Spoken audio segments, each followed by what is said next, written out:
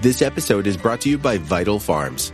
Isn't it bullshit to have to question where your food comes from? At Vital Farms, you can trace your pasture-raised eggs all the way back to the source, the pasture. On the side of each pasture-raised carton of eggs, you'll find the name of the farm where your eggs were laid. And when you look the farm up on their website, you'll get a peek at all the sunshine, fresh air, and open space the hens enjoy. Learn more and find out where to buy them at vitalfarms.com. Vital Farms, keeping it bullshit-free. This episode is brought to you by Kia's first 3-row all-electric SUV, the Kia EV9, with available all-wheel drive and seating for up to 7 adults, with a 0 to 60 speed that thrills you 1 minute and available reclining lounge seats that unwind you the next. Visit kia.com/EV9 to learn more. Ask your Kia dealer for availability. No system, no matter how advanced, can compensate for all driver error and or driving conditions. Always drive safely.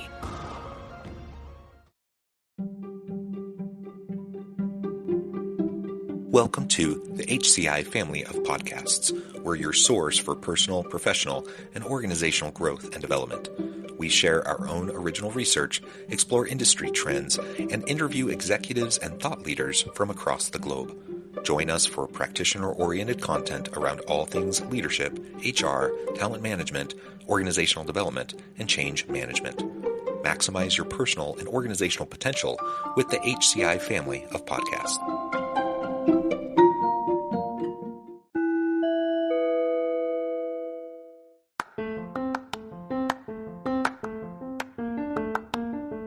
Welcome to the podcast. In this podcast episode, I talk with Soren Kaplan about the role of XQ in leadership, teams, and organizational culture.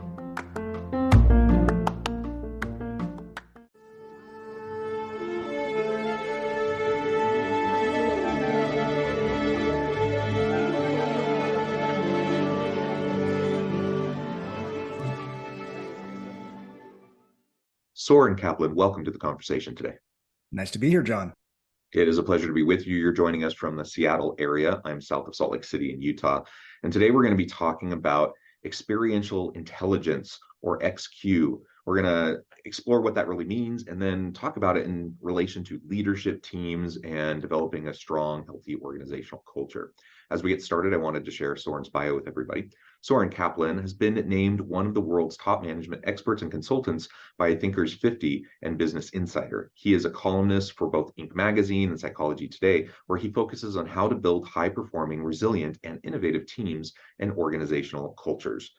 That's just a snippet. I could go on and on, but I'm going to pause there. Anything you would like to highlight by way of your background, personal context before we dive on in? Only that I have worked globally around the world with tens of thousands of leaders, trying to understand what allows for disruptive leadership in terms of disrupting yourself so you can disrupt the market from a business angle. And then on the personal side, you know, I've had the professional experiences, but I've also, you know, had a lot of personal experiences that have kind of led me to write the book that I just wrote and identify how important experience itself is in becoming that third leg of the intelligence stool that we'll talk about. Yeah, well, great. And why don't we begin there? And you just mentioned the 3 legs of the intelligence stool. We often talk about IQ, EQ. What exactly do you mean by experiential intelligence? Why is it important? And how does it complement IQ and EQ? We've known for a long time IQ is important, and we have tests to measure it.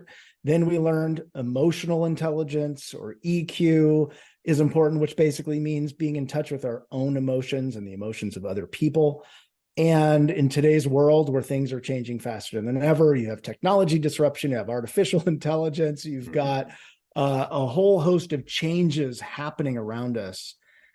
Intellect and emotions aren't sufficient. We need to understand how have the experiences that we've had growing up and in life and in business shaped us and given us assets that might be hidden, and also be able to see other people's assets, experiences that they might not necessarily be able to articulate, but that really fundamental to success. And that's really what experiential intelligence is all about. Yeah, so tapping into our past experience, understanding our experience and the experiences of others, helping everyone. I mean, as you're saying that, I'm thinking, oh, that kind of sounds like therapy. You go, you sit on the couch, you talk to somebody, and they help you unpack stuff from your past that maybe you haven't really spent time reflecting on. Um, I guess my question then would be, outside of something like therapy, which I think probably most people can utilize to good effect. Um, how would people go about developing this XQ awareness and ability? What's some of those first steps? Yeah, that's a great question. So let me just make this clear what we're talking about. So John, how did you learn to ride a bike? Did you read the manual? You No, I totally think I tried it hopped out, on and I right? tried. There you go. So, when we learn to ride a bike, typically, we might get help from someone. We might have training wheels. We'll be wobbly. Then maybe we'll take off a training wheel. We might fall over a little bit, and then we really Yeah. figure it out. So let's unpack that for a second. So we learn the nuts and bolts of it. We learn how to steer and how to brake. And then perhaps as we get better, we get higher order abilities like how do we ride defensively in traffic, or how do we anticipate bumps in the road in the future? Now, those are higher order abilities we get. And then there's the mindsets around it. Well, what is a bike? Is it just transportation? Or is it about adventure? Or is it about socializing? How we decide to look at a bike in relation to ourselves is also important in terms of what we do with it. So you've got mindsets, higher order abilities, and just base skills and knowledge. And those are the three elements of experiential intelligence. Now, you talked about kind of going deep. So let's go deep for a second. I can learn how to ride a bike and I can just do it. And I can decide, oh, this is just for transportation. And that can all be conscious. However, let's say I'm riding a bike and I fall over in front of my friends when I'm younger and I'm embarrassed, or I get hurt.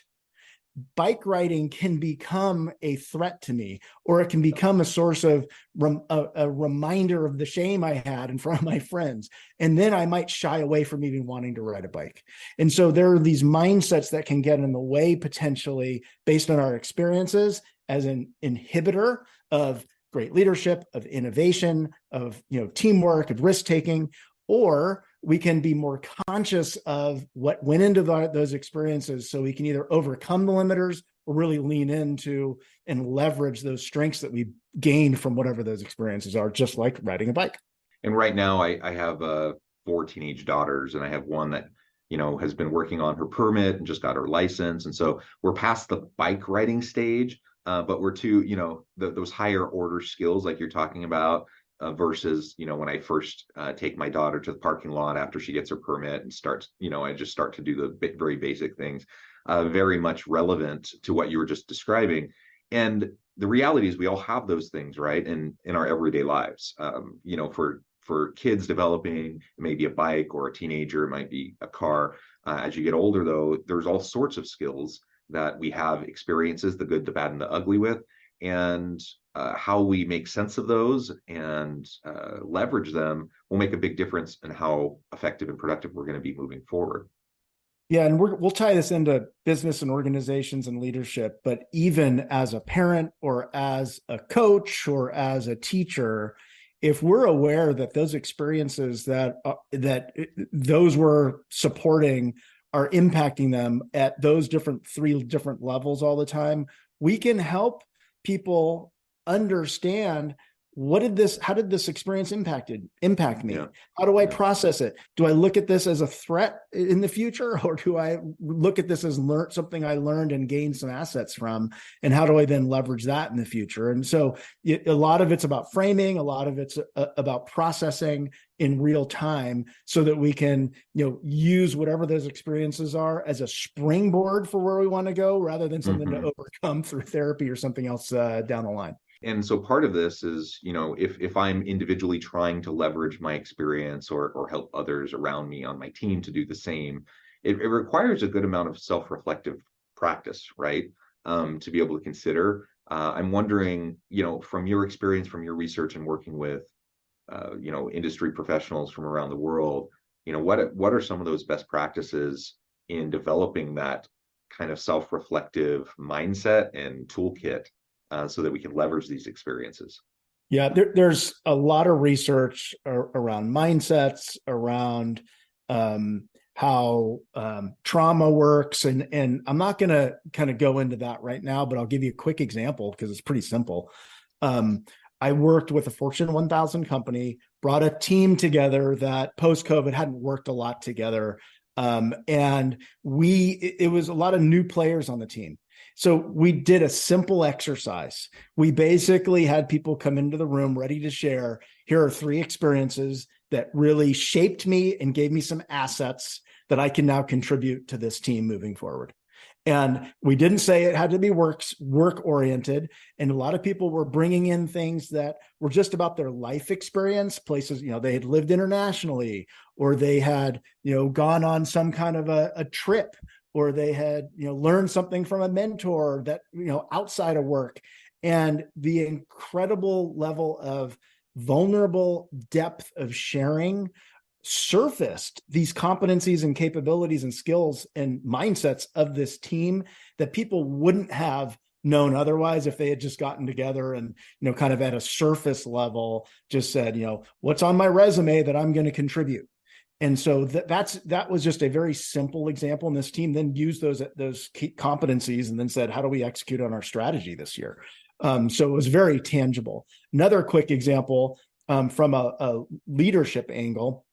I've worked with someone who she was she received the top 40 Chief Marketing Officer Award from Forbes magazine for her work as head of marketing at Hershey.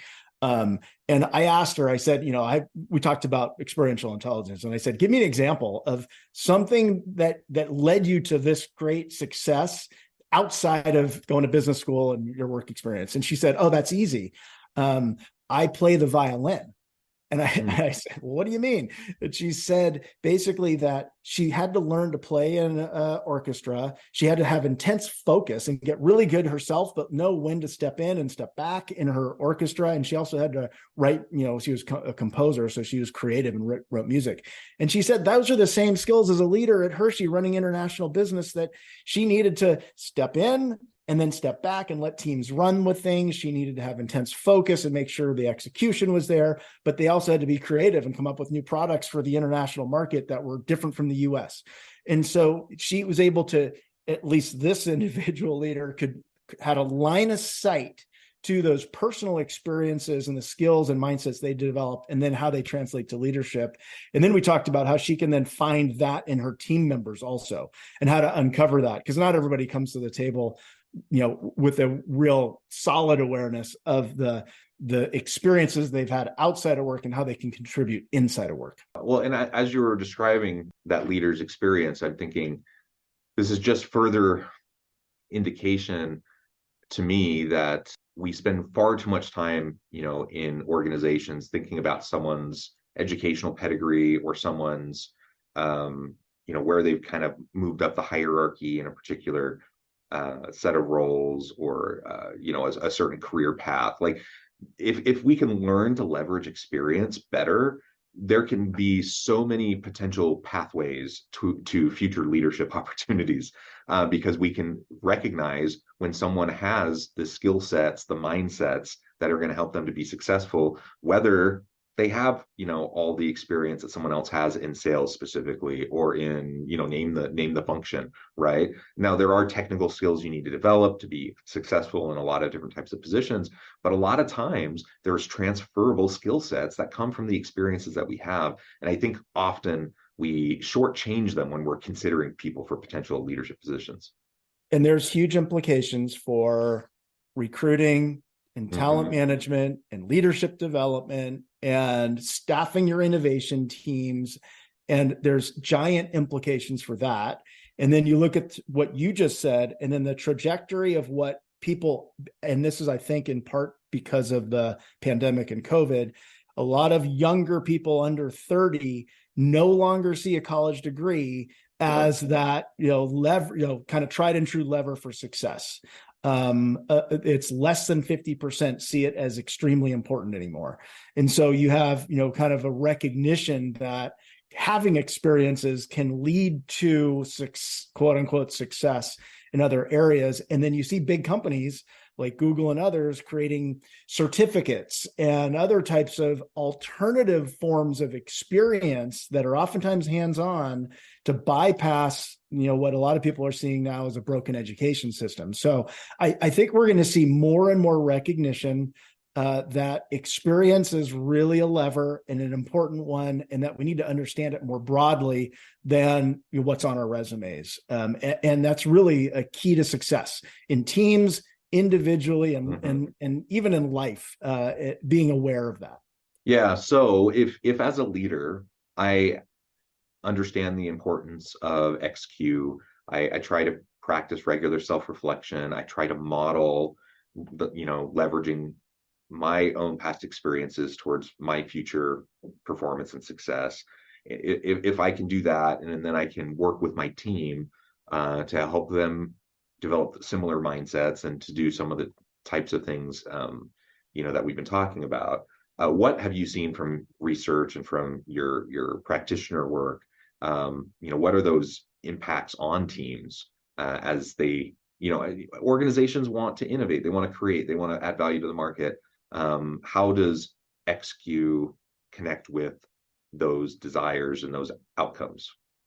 Yeah, this has as much to do with business results as it does with sort of the human potential that we all have. So from a business results standpoint, if you understand and draw out the experiences of people on your team, you get greater vulnerability typically in your team. You get greater understanding of the individual assets that people are bringing to the party, and you can leverage those. So you are upping the competency of your team overall in achieving its business goals.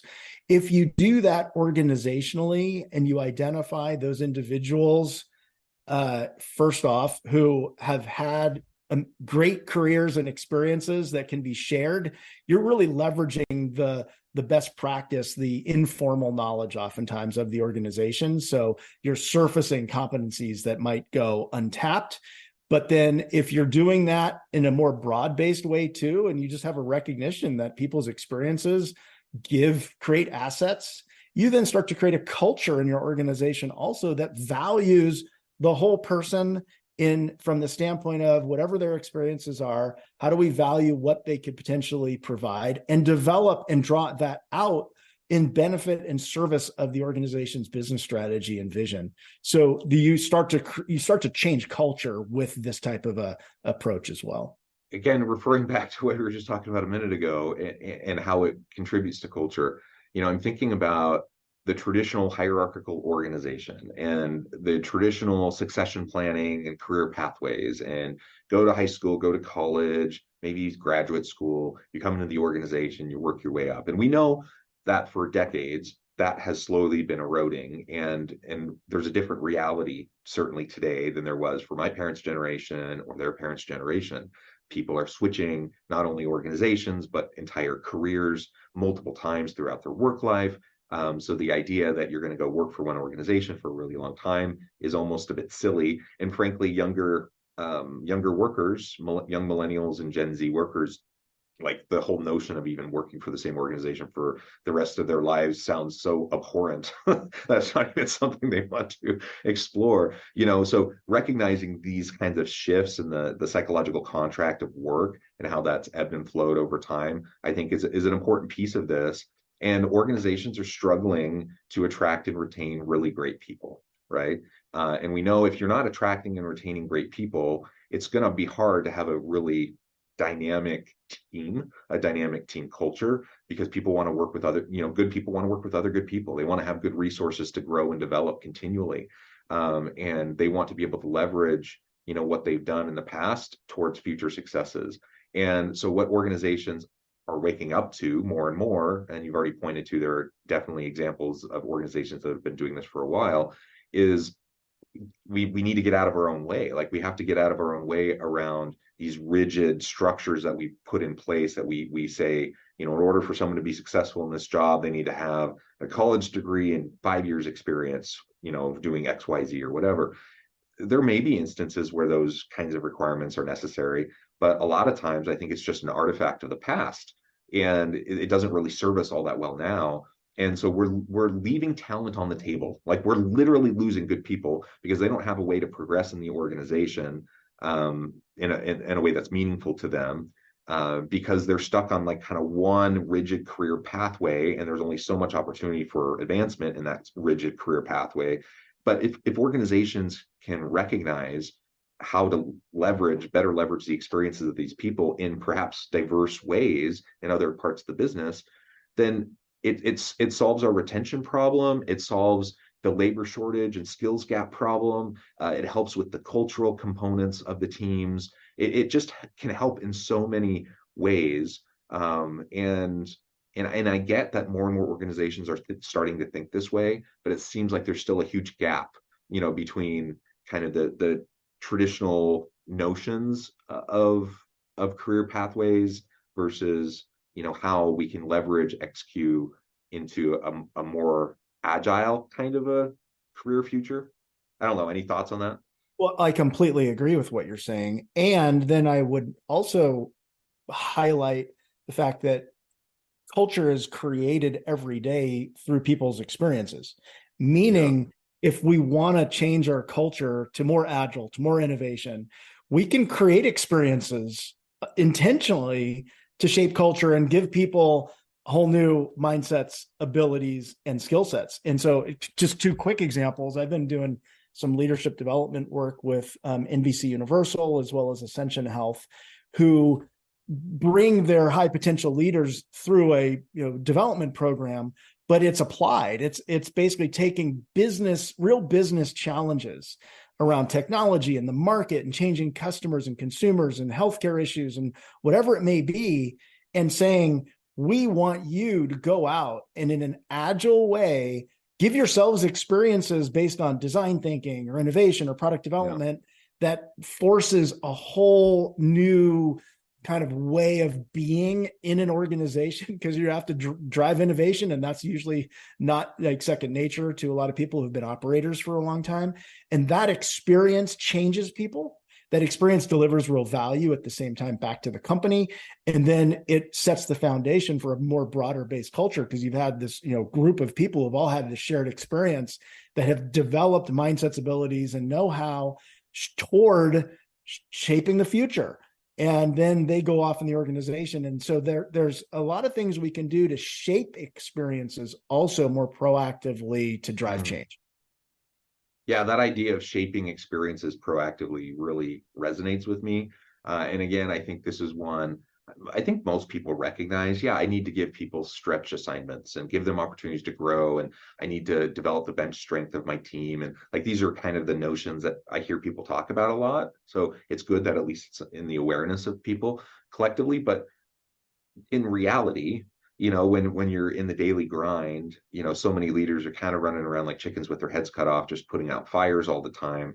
And it's just very, very easy to lose sight of that kind of overarching goal to develop your people, and to, in strategic ways, think about how am I going to give these team members new, interesting experiences that can be leveraged, not only to help us now, but to help us, 6 months from now, a year from now, 5 years from now, by developing that bench strength and helping them develop those skills, helping them think critically about the experiences while they're having them too. Because, I think so many people don't take the time to stop and reflect. And so even though they're having a tremendous experience, working with a multifunctional team, diverse backgrounds and perspectives, like so much that can be learned from that. But if you just get so caught up in the weeds of doing the work itself without taking time to really step back and reflect, then you're probably going to leave a lot of the potential learnings on the table, and you're not going to get as much out of that experience as you otherwise would have. Absolutely. I think that life is just a collection of experiences. And so the more we can be self-aware of the experiences that we're having, whether it's in life or work, and then decipher those along the way and work with them to understand what are they giving to us and what are we creating for other people, we are all just more conscious and more, able to achieve the things we want to achieve. Yeah, well said. Well, Soren, this has just been a really great conversation. I note the time. I need to let you go here in just a minute, but before we wrap things up for today, I wanted to give you a chance to share with the audience how they can connect with you, find out more about your work, and then give us a final word on the topic for today. Pretty simple to find me. It's my first name, last name.com, Soren, Soren Kaplan.com, SorenKaplan.com. And the last word is, I think I sort of said it, we all have experiences. Sometimes they get in our way. Sometimes they're enablers.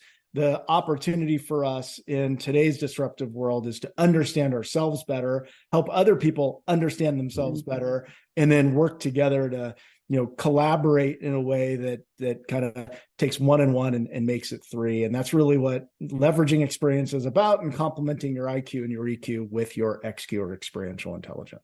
Soren, wonderful. Thank you so much for your time and your insights. I encourage the audience to reach out, get connected, find out more about what Soren can do for you. And as always, I hope everyone can stay healthy and safe, that you can find meaning and purpose at work each and every day. And I hope you all have a great week.